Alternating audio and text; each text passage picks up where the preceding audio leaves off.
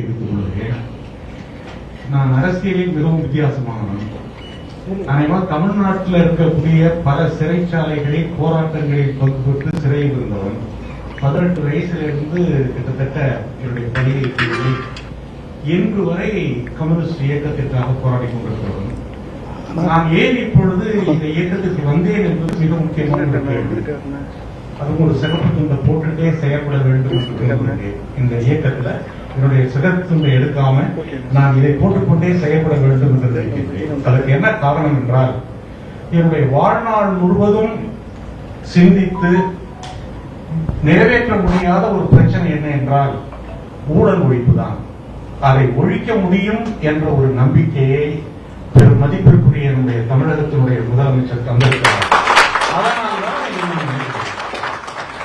இரண்டாவது, இந்த சமூகம் என்பது மேல்தட்டு மக்களுக்கான, ஆதிக்கக்காரர்களுக்கான வசதிகளை மட்டுமே அது செய்து கொடுக்கிறது. என்னதான் அரசியல் பேசினாலும் சரி.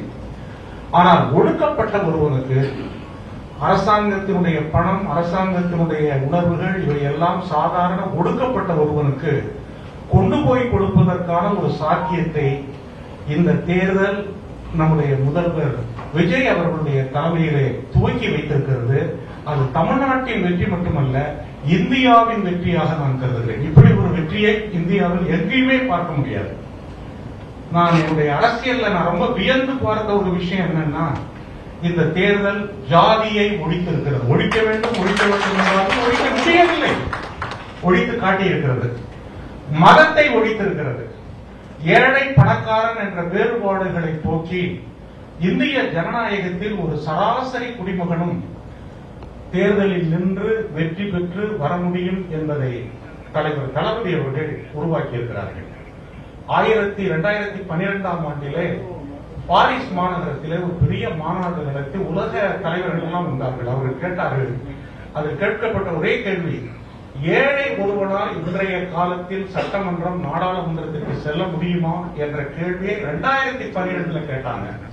ஆனால் இந்த தேர்தல் பணம் இல்லாதவன், காசு இல்லாதவன் நம்முடைய தேர்தலிலே நின்று வெற்றி பெற்று செல்ல முடியும் என்பதை ஜனநாயகத்தினுடைய ஒரு புரட்சியாக நான் கருதுகிறேன். அதனாலதான் இது கட்சிகளை கடந்து, நம்முடைய வேறுபாடுகள், மாறுபாடுகளை கடந்து எளிய மக்களுக்கான ஒரு பெரிய அரசியல், இந்த மகாத்மா காந்தி எடுத்ததை போல, பெரியார் எடுத்ததை போல, அம்பேத்கர் எடுத்ததை போல ஒரு பெரிய இயக்கமாக இது வளர வேண்டும். அதற்கான விதை ஊன்றப்பட்டு விட்டது. எல்லாரும் ஒருங்கிணைந்து செய்ய வேண்டும் என்ற முறையில் தான் நானும் இந்த இயக்கத்தில் இணைந்து இந்த பொதுவுடைமை என்ற கொள்கை, அதனுடைய வேர்கள் மேலும் பலப்படக்கூடிய விதத்திலே வெற்றி கழகத்தில் இணைந்து செயல்படுகிறேன் என்கின்ற அந்த உறுதிப்பாட்டை எடுத்திருக்கிறேன் என்பதை மகிழ்ச்சியோடு உங்களுக்கு நான் தெரிவித்துக் கொள்கிறேன்.